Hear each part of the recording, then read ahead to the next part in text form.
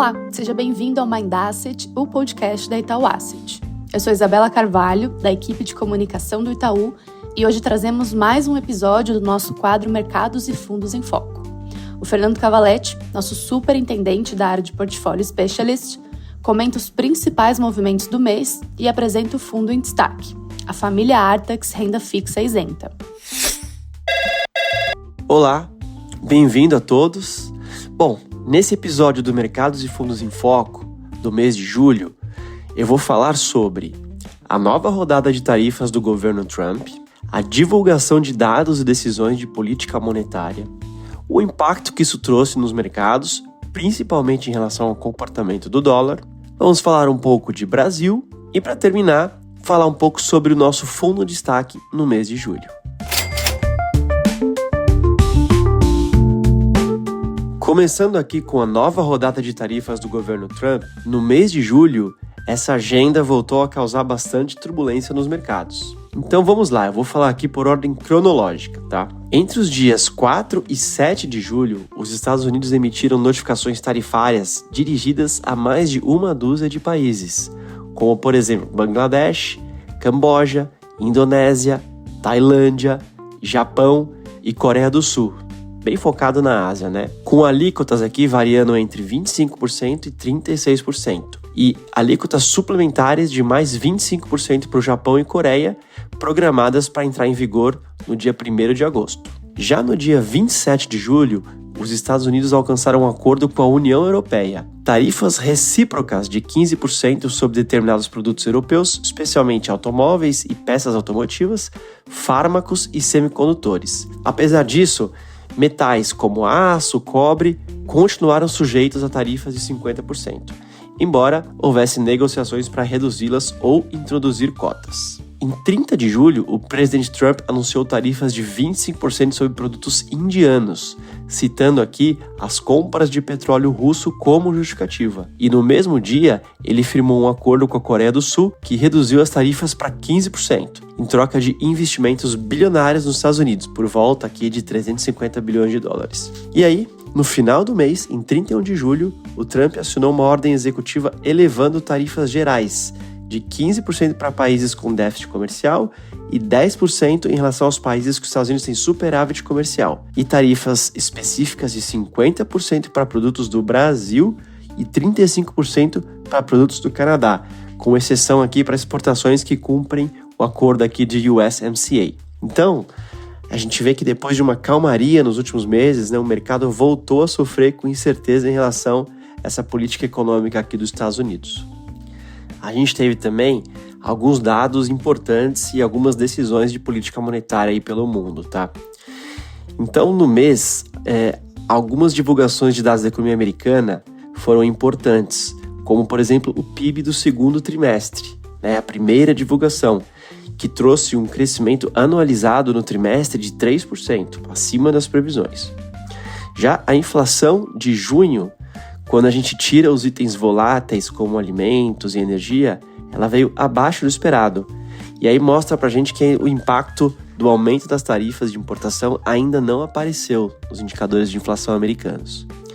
A gente teve também dados do mercado de trabalho que acabaram surpreendendo para cima, ou seja, mais vagas criadas e taxa de desemprego caindo de 4,2% para 4,1%. Aqui tem uma pegadinha, tá? Que são as políticas de imigração do governo Trump, que tem tornado mais difícil a leitura dos dados de emprego. Então, pode ter muita distorção nesse momento de transformação, né, da força de trabalho, com menos imigrantes procurando emprego, justamente com medo de serem deportados. E aí, veio a reunião do FOMC, que é onde o Fed se reúne para decidir a política de taxa de juros, né, a política monetária dos Estados Unidos. E o Fed manteve a taxa inalterada entre 4,25% a 4,5%. Lá funciona, né, dentro de uma banda. Isso era amplamente esperado, tá, pelo mercado, mas parte acreditava que o Powell, que é o presidente, né, do Fed, ele iria qualificar um pouco mais o que ele está vendo do mercado de trabalho, o que ele espera, e não olhar, né, o número frio de desemprego para tomar decisão.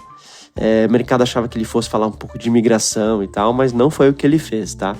No press conference, depois da decisão, o Powell comentou que o mercado de trabalho permanece sólido, né, com taxa de desemprego baixa, sem qualificar essa taxa de desemprego, e indicando que a incerteza sobre o panorama da economia permanece alta, enquanto a inflação ainda está um tanto elevada.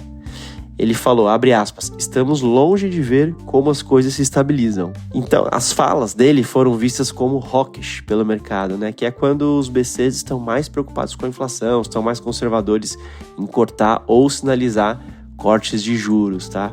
E tudo isso aí foi demais pro Trump, né? E aí ele já saiu tweetando contra o Powell, chamou ele de estúpido, chamou ele de Jerome tarde demais Powell, enfim, um pouco do estilo mais truculento ali do presidente americano.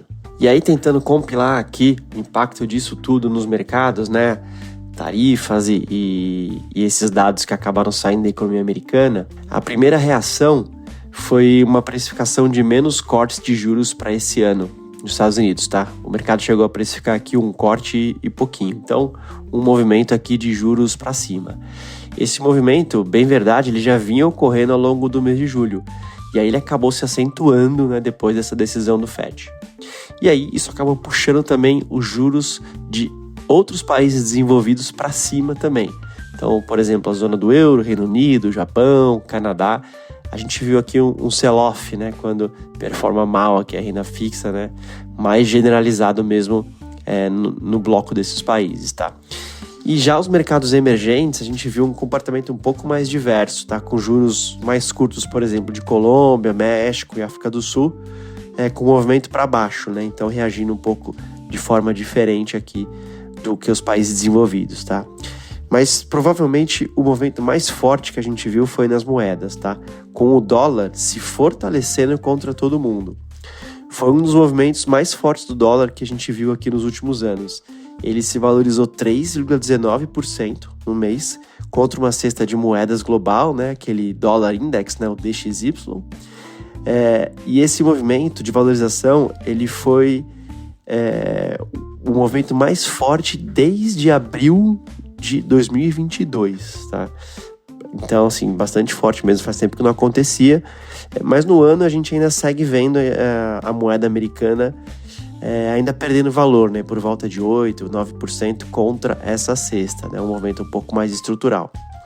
E aí esse movimento mais forte no mês de julho, a gente consegue ou tenta explicar por algumas coisas, né? Acho que em primeiro lugar é a percepção da resiliência da economia americana até então, né? A gente viu a divulgação do mercado de trabalho e da atuação ali um pouco mais hawkish do Fed, e também, né, dados do PIB vindo acima do esperado.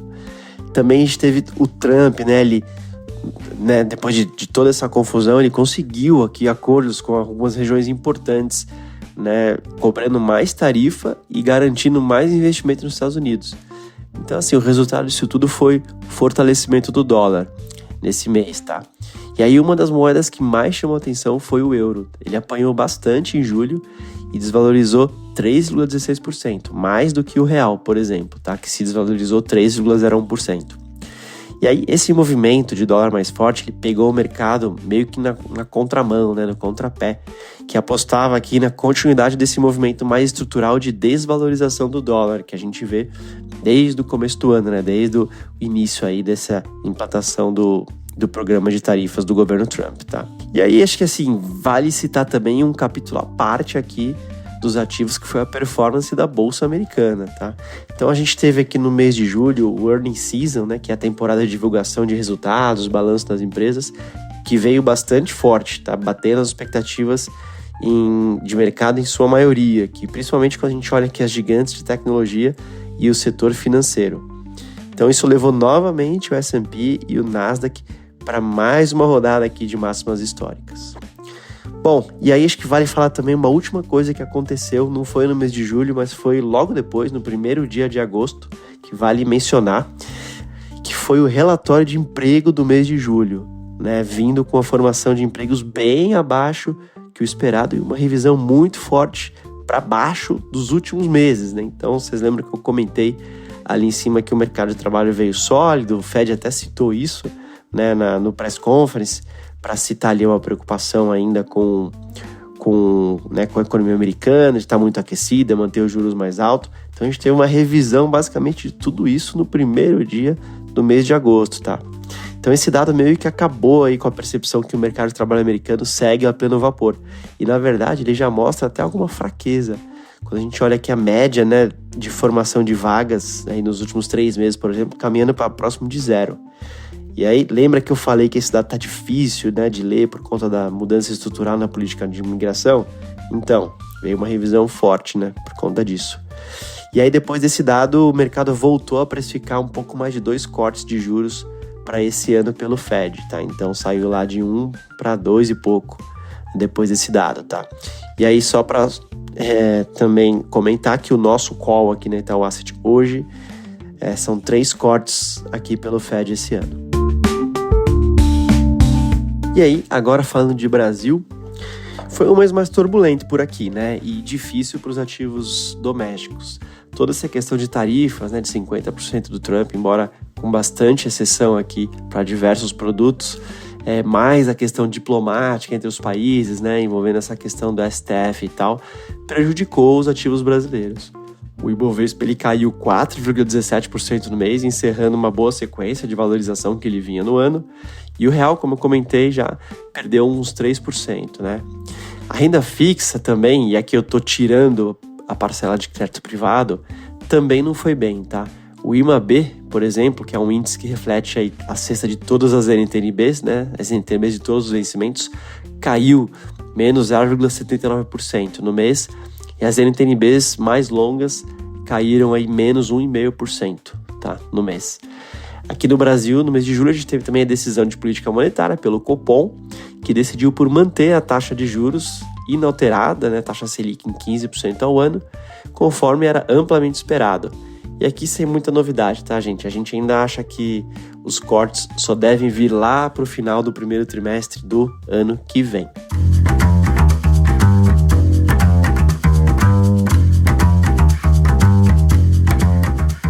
E agora, falando do nosso fundo de destaque no mês, eu vou trazer aqui uma estratégia bem interessante, tá? Os fundos da família Artax, eles já marcaram presença umas 2 vezes por aqui nesse podcast esse ano.